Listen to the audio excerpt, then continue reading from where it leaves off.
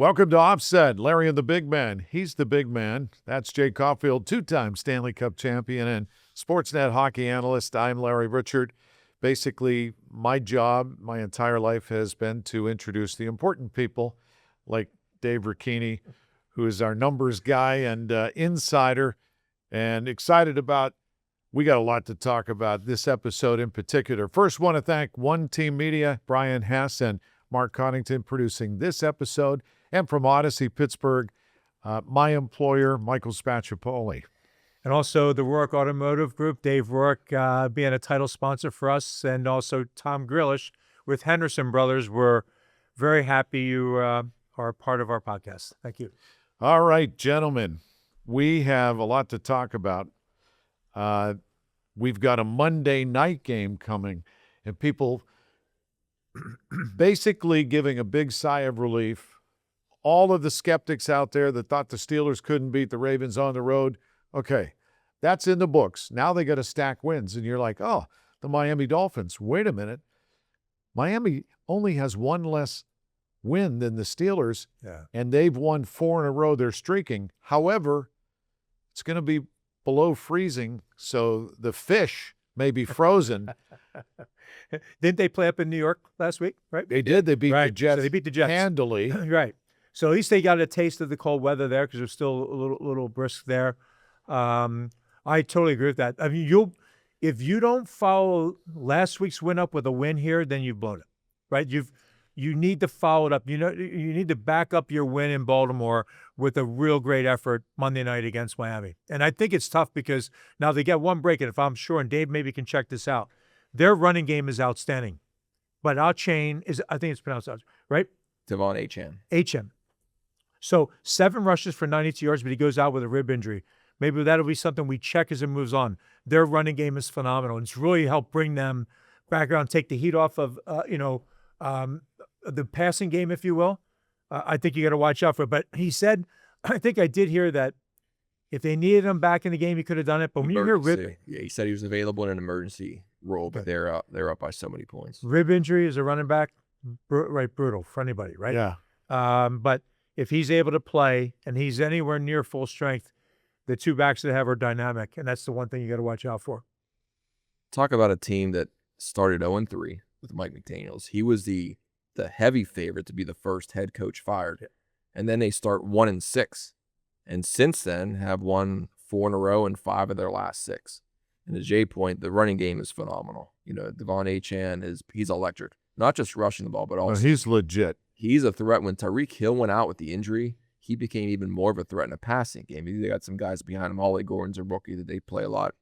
He's more of a bruising back for them. So, yes, his status is going to be key for them. You know, as mentioned, no Tyreek Hill. Jalen Waddle is still there, the Alabama guy, who's a playmaker down the field. He's a guy that a lot of teams are going after at the trade deadline. The Bills wanted him. He'd have been pretty good on that Bills team right now. So he's still there. The pass rush, Bradley Chubb and Chop Robinson from Penn State. And your old friend Minkah Fitzpatrick gets to come back to Pittsburgh. I was just going to say, little inside intrigue with Jalen Ramsey and Minkah Fitzpatrick. I think it's amazing for Miami. You lose a huge player in Tyreek Hill, but sometimes in a locker room or a team or you don't want to see anything happen to any player, or move on from somebody.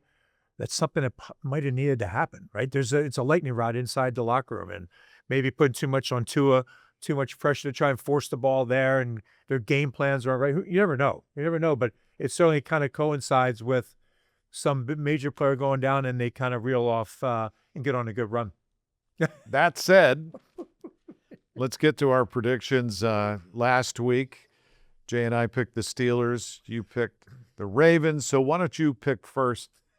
Miami Dolphins, Pittsburgh Steelers, Monday Night Football.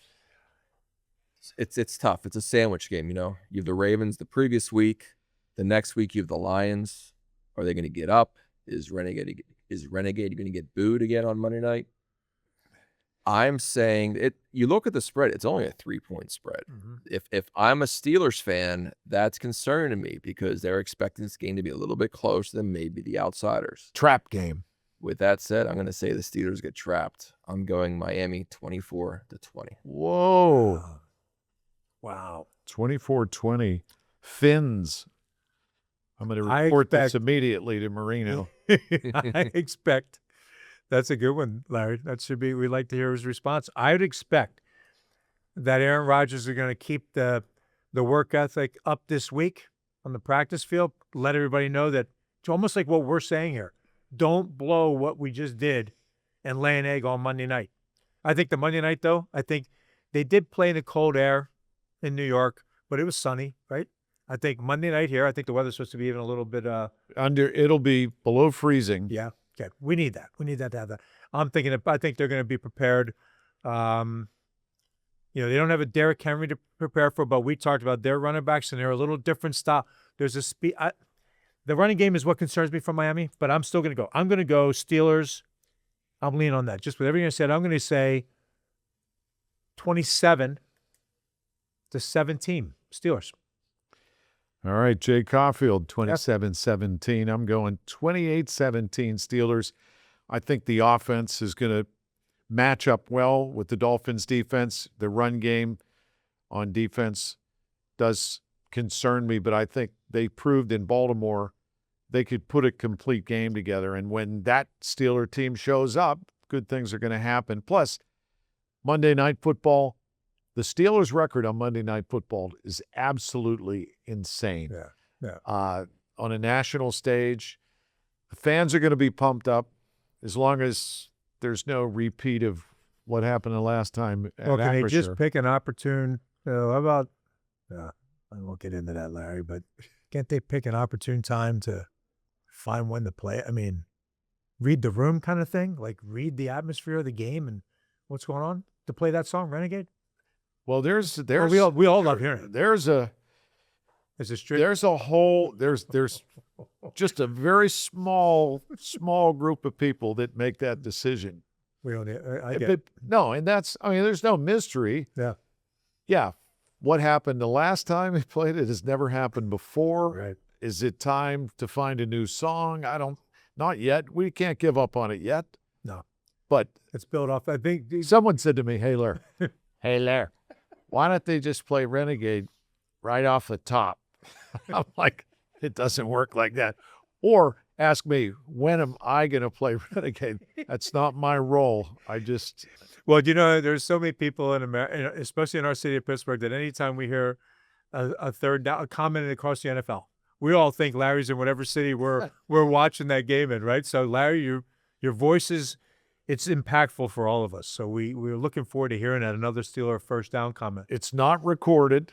No. I do those live, and the length of how I say it depends on where we are in the game.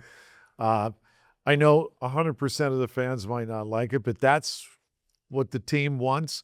And if you're going to do it, you got to do it. Yeah. You can't Yeah, half-ass it because then nobody's happy. Yep. Same thing with the first down. Yeah. We just need to say that's another Pittsburgh Steelers first down, a whole lot more in this game with the Dolphins. That's it. So we're looking forward to that. All right, let's look at the divisions. Every week with the games, there's been changes up and down. It's pretty extraordinary. So we're going to start with, you want to start AFC, NFC? Let's go with our conference. Let's go with the AFC. All right. So those are now my list. you want me to go first on that? Yeah, go ahead. So we'll go with the AFC, and I'm going to look at it like I don't like New England. I got to go New England. Got to go Denver. Just they're both 11-2. Here's where it gets. This is wild for me, right? I'm putting Houston third because their defense, right, can be that good, right? They can take over and ruin games. I'm going to have Houston third. I'm going to put Buffalo up there, and I'm going to have Buffalo fourth, Jacksonville fifth. Jacksonville. I am. They're 9-4. I'm put. They're in. Lawrence. If you look at me, I know. If you look at go ahead and look at the conference and look at the teams.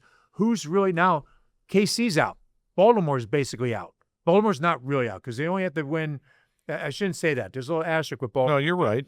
But the fact of the matter is, the teams I just mentioned and the Steelers, there's your basically like your top six, in my opinion, because Colts are done now. Yeah, the Colts. That was a huge thing that happened with Daniel Jones. So that's my five, and the Steelers are right behind that. But yeah, I've had Jacksonville jump up into that. My top three remain the same: New England, Denver, Buffalo. I have Houston moving up one spot. They were 5th last week. They're going to be 4th now. 5th for the first time, I think, this year. I'm going to put Pittsburgh there.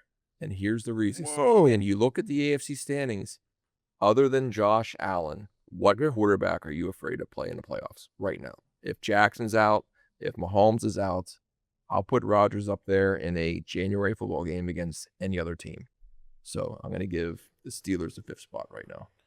A shocking spectacle here. The Steelers have made the Even though I top picked 5. Miami to win Monday. Even though I'm just going to say, Dave, Well, I'm you just sound entering which side are you talking on? entering the week. Okay. Jeez. Let's see.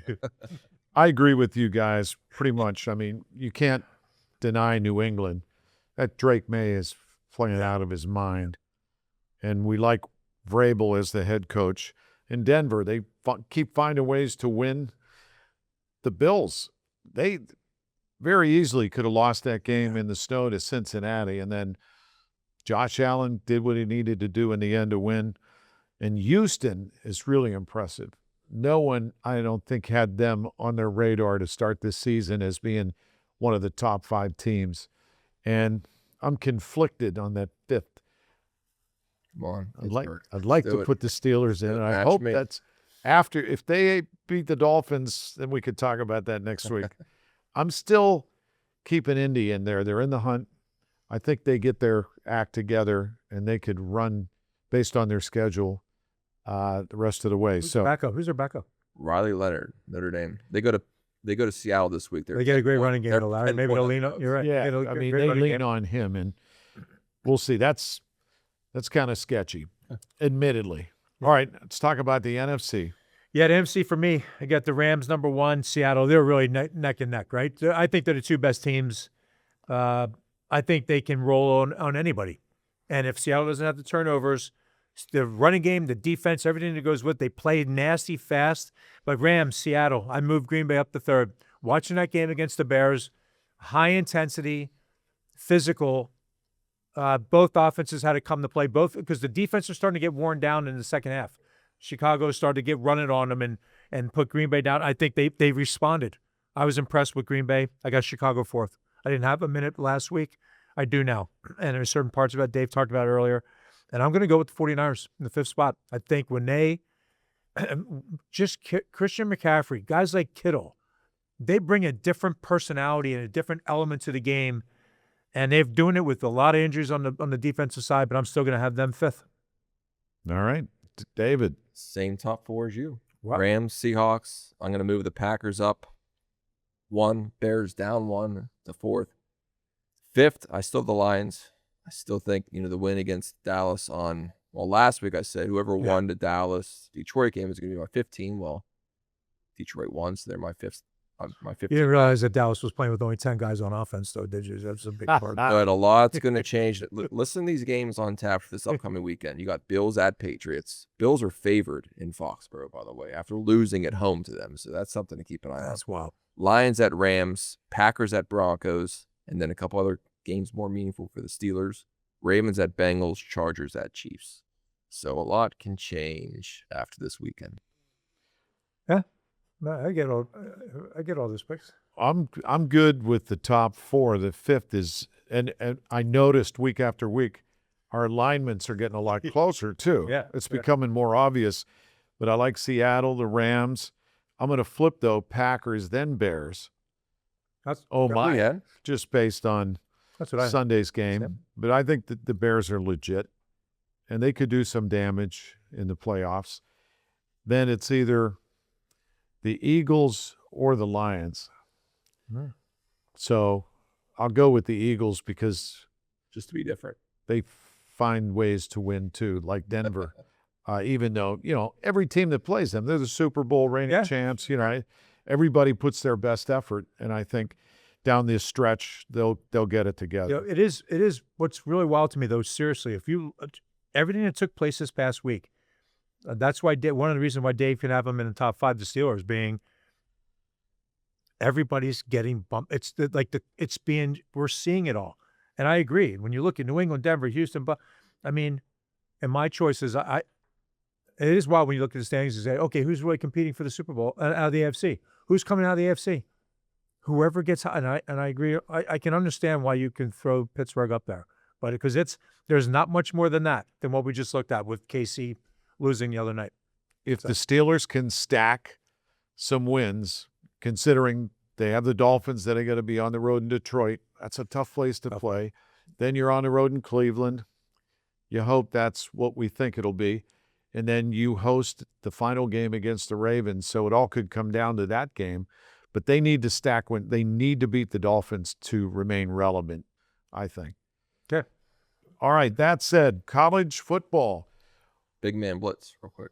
Oh, the Big Man Blitz. Oh, yeah. I don't want to skip that.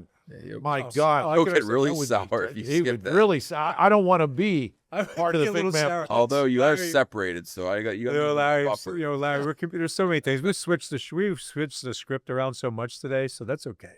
But my Big Man Blitz, I'm going to go to the Kansas City game. You know, I switched. I had another one in line, but now I'm going to go to Kansas City. Andy Reid, one of the best coaches ever in the game, 27 years, and he gets influenced by analytics. Analytics goes for it on 4th and 1 from his own 30 when the score is 10-10. Now, I'll say this. If your defense is getting run all over and you can't stop them, you know the only way you're going to keep this game alive is you try and get a first down. But that wasn't the case in the second half of that game. KC's defense was outstanding. And then you don't have a healthy Mahomes. You don't even run the ball with Kareem Hunt, who can get you that yard. You make a passing play, which Houston's defense is too aggressive. That game, it ruined the game. As soon as they didn't get it, next thing you know, it's 17-10, 20-10. They gave the game away. You should have punted the ball, let your defense still handle Houston instead. And I made the comment being influenced by, I'm not sure what they said. I mean, maybe had a feel, but I believe the analytics, there's a part for that in every sport. I understand it. But still, there's the eye test. There's the feel of the game. It's who you're going against. I had a hard time with that play, and it burned them. It ruined the game for KC, and it probably bumped them out of any chance. You never know. But I was shocked for a guy that's been in. Again, everybody gets influence, and when you're in, the analytics, the system that they used gave them a 51.9% chance to win the game if they go for it. Like what? I'm not a fan of that. He said after the game he screwed that up. Oh, he said and I think part of it too, Jay. I don't know if analytics, but also if you watch, Mahomes was like calling for the. Yeah, but so does I know he does. He would do that on one leg. I know he does. But you're right. Yeah, I think they needed I agree. It was an awful call, especially the way their defense adjusted in the second half, putting pressure on. Unbelievable what they did. No time to throw. Yep. He was getting sacked. You punt away there, you probably get the ball back. Play the field position game then. I know. I agree, but I understand Go the with pressure. those emotions, I think. But at 20, the best coach, probably one of the best coaches in the game, and how he's handled it. And I made the comment about it. I'm not sure if somebody said, "Hey, analytics says," I don't know, but yeah, I would not. The feel of the game too. I think I always say it. Your eye test has to be. You have to pass the eye test. It's not just analytics and go off of a number or things like that. So that cost them. That's it. That's my Big Man Blitz. But as Dave said, Andy owned it.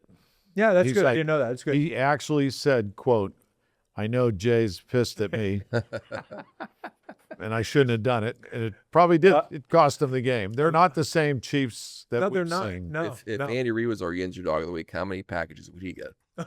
We'd send him a dozen. Yeah, we. I may send him anyways. I think All right. that's a good. Speaking of gambles, there were a lot of gambles in college football, the conference championships game, the playoff schedule. People are talking about this that don't even follow the game that closely. This Notre Dame, God forbid, is not in the playoffs. They're so angry they're not going to a bowl game. But the big games, obviously, were Ohio State and Indiana. Indiana hasn't won anything for so long. Ohio State's a perennial, including the reigning champions. They blew it. Yeah. They had a chance to take an easy field goal early, and they went for it on 4th down. And I know yards were hard to come by, so it was a challenge. And then they miss a 27-yard field goal to tie the game, and then, you flip a coin. But to lose 13-10, that was It was a good game. it was a good football game. Yeah, it was a good football game. And credit to Indiana. I mean, Kurt Cignetti's got a Pittsburgh connection. They're 13-0. They've never been where they are. They're the number 1 team ranked in the nation. But Ohio State's obviously still going to play, so they're still the defending champions till someone else can knock them off. I'm going to say one thing. Greg, you mentioned about the Pittsburgh connection. How about the 2 offensive coordinators? I'm not sure what teams that from Pittsburgh area. Two guys are on the OCs for teams that are going to be in the playoffs. Pretty phenomenal. So, look, I thought the Indiana-Ohio State game was outstanding. One thing I had a problem with the schedule of all the games. There's only so many games. They had them. The best ones were multiple at 8 o'clock, and some they could have spread it out with the last day. I agree. The schedule for TV. I was flipping back and forth. I wanted to see Duke win the ACC. I would have wanted to take a peek at it anyway. I wanted to see what was happening, but get a second TV, Jay. I can't watch 4 in 1. I can't have a screen with 4 games on it. Can't do that. My mind doesn't allow me to. I can't do that. And that's why that should be my big man blitz too. The ability to wait. He just said on Sunday he was covering the Penguins and he was watching the Chiefs game. But no, that's on the big. That's on the hub. That's on the big screen in the studio there. Were you telestrating it? No, I could have though. Do you ever? Just a side note. Do you ever just telestrate at home for fun? Oh, Alicia, go ahead. For your wife? Ask my wife. Ask Alicia and my girls, Cheryl, Madison, and Alicia. But all 3 of them would go, please, can you stop? Because I have to stop. I back up every. It's human nature. Don't you back up like you would show your wife? I show them all the time. I go, did you see what happened? And I'll back it up and I'll go, oh my God. That's great. Oh my God. So now during COVID, it was Jay with his girls watching movies, and they would rotate who picked the movie, and Jay would give them all the background of the movie. With IMDb. Yeah. My girls told me about IMDb, right? So I put IMDb. So anytime we put a movie on, I put up IMDb and go, hey, did you realize that such and such? They go, oh my God, we created a monster with that. They're not thrilled that you told me, but it's a good thing to do. But I like to watch games and back it up and see what happened. And I think like when I get a look at that game at Ohio State, that Indiana team, I was impressed with the quarterback, right? I haven't seen enough of him. I know he's a Heisman Trophy. He had an outstanding game. He took a big hit early in the game and then responded, but he made every big throw he needed to get there. There was a 3rd down and 6 late in the game that, he just threw it perfect. He dropped a dime. And that was a throw. That was So Becker is the guy that tormented Penn State in that game. Because their top target was out. And that, I think it's Charlie Becker was. So I had mentioned to Dave, I mentioned about this before to Dave about it. I thought the quarterback for Indiana had a great release and that throw you're talking about. And I didn't realize that the Ohio State, I wasn't following that as deep as Dave would be on the college side. But he's a Heisman guy too. I didn't find that the release. I love to hear Dan Marino, your brother-in-law, talk about it. The release of the ball. I didn't see the same release out of his hand from Ohio State as what the guy in Indiana did. I thought he had a great game. They got some mojo. You could see it when they beat Oregon earlier in the season. That was a big game, and they're legit. So they're going to be a threat. Be wild. Yep. What about on the lower end of the tier? Miami gets in, and Notre Dame is out, as we mentioned. They're just so frustrated, and a lot of people are with the playoffs. And then James Madison, I know because they're the higher seed that won their conference, they're in. But Duke, as an ACC champion, is out. They should be. Virginia, if they'd have won, would be in. This is very complicated. A lot of fans don't understand. And then there's the bowl games, some of which matter for the playoffs, and a whole bunch of others don't. It's been a wild season. Here's my issue. Entering the week, if you look at the college football playoff rankings, they had Alabama 9th, Notre Dame 10th, BYU 11th, and Miami 12th. Alabama gets blown out by Georgia. They don't move. BYU loses to Texas Tech. They get dropped down behind Miami. So going into this weekend, Notre Dame was ahead of Miami. And Miami was on the outside. Their team played. Yeah. What they're saying is, since they dropped BYU out, it put Notre Dame and Miami next to each other so they could look at them head to head, which Miami beat them. But my point is, if you're not going to penalize Alabama, a 3-loss team, and drop them, why is BYU getting dropped out? Alabama had -3 yards rushing in a championship game. They look terrible. And like, again, 5 SEC schools now. Do we need 5 SEC schools in the playoffs? Now, all 5 could probably win it. Yeah. So I guess that's the argument. The problem is, you mentioned James Madison, Tulane. I get it. I love March Madness when you get those small schools. Yeah. Give them a chance. That's But different. James Madison's a 21-point underdog in their game. Tulane's a 16-point under. Like, why are we doing this? Why are we doing this? Yeah. That's a question a lot of people are asking. All right, before we run out of time, I want to get to Pitt and Penn State, rumored to be playing each other in the Pinstripe Bowl in Yankee Stadium. Which would have been outstanding. That would have been That would have drawn Yeah. huge. That is sold out. Yep. All the Penn State fans, especially on the eastern side, that's Yeah. an easy jump to New York. Pitt fans would have went. That didn't happen. They are playing an ACC team in Clemson. And Pitt accepts the Military Bowl in Annapolis on the 27th with an 11 a.m. kickoff That's punishment. It's like punishment. It's like a against punishment. East It's not Carolina. rewarding them for what they did. It's brutal. What? Larry, I'm just, you have to. I wanted to go to New York. I know Or- you should have been able to go to New York. I don't understand.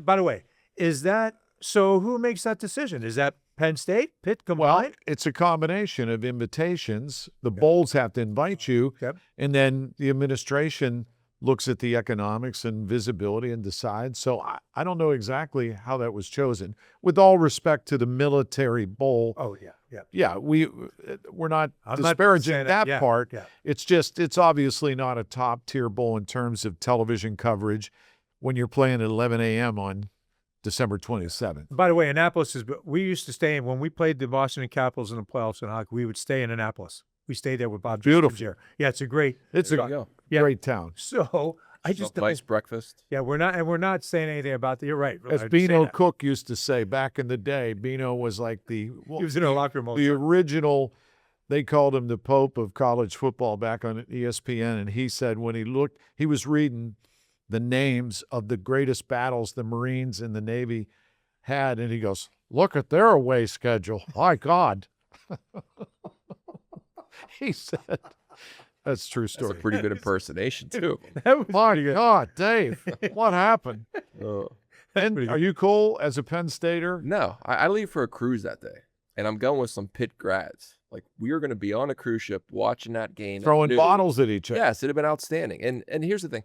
The bowl games, they're going to go away eventually because you already have teams opting out of bowls. Yep. Notre Dame opted out. That's one. Kansas State, Iowa State opted out. Yeah, Got they opted fined out. by their conference. $500,000 each. Yeah. So last year it started, last couple of years where players were opting out because they didn't want to get hurt. So now players are opting out, teams are opting. The whole thing's going to end. I think they should. The bowl I think they should tie NIL money. That if you go to a bowl game and you opt out, then you give money back. If you're not part of that, 100%. they should do something like that. And I also think how many guys are hurt by Notre Dame not playing a bowl game? It's exposure.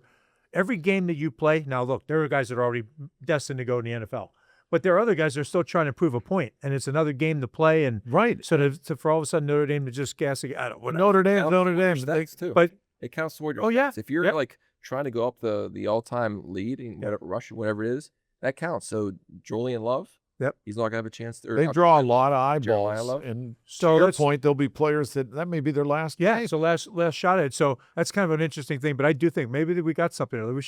They should tell you opt out of a game and you got to say paid $1 million, and we're taking X amount from you by not coming along with us and being part. It's about team and all that kind of stuff. Maybe that's what ends up happening one day, or it's going to happen with Dave's. Give us Mike- your elevator pitch on Penn State's new coach.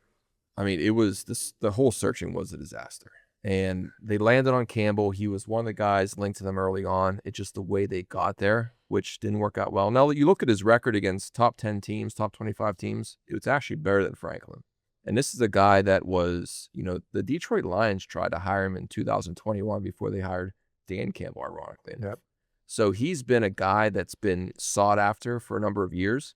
I didn't like the way they got there. What I do love is the fact that they retained Terry Smith for 4 Yeah. years in some capacity. That was I a think classy and a smart that's move key. for recruiting, and it solves a lot of issues with the transition. But maybe they didn't want to do the Pitt-Penn State game. I don't know who put the kibosh on that, Yeah. just because you didn't want to end the season on the odds that it might. A lot of talent on Penn State's team, so we'll see what Dave happens. was on a cruise with his buddies, Yeah. and there was going to have been a great trip for the Pitt and Penn State guys. on the. Now I may not go. All right. Penn's had a Yeah. 5 out of 6 points on the road Great trip. trip. Tonight is their second of 5 home games. Yep. Hopefully they'll be able to make some additional hay and stack been- some points. They've been really good. They've been playing just great hockey, and Dan Muse is doing a great job. Jarry, goaltending on the road trip especially was phenomenal. Again, can't say enough. And we know Sidney Crosby's on the hunt for the scoring title in Pittsburgh. So they've just been playing great hockey, and it's great to see because the fan base is just continuing to pick up with it, and they're fun to watch.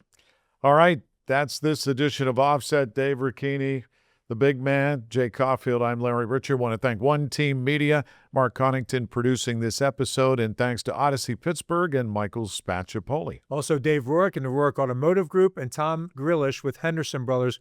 We can't thank you enough. We really appreciate it for being a part of our podcast. Thanks. Don't make the big man angry. You don't want to be part of his big man blitz. All right, have a great weekend. We'll catch you next week after the Steelers' Monday night game with the Dolphins. That's Offset, and that's a wrap.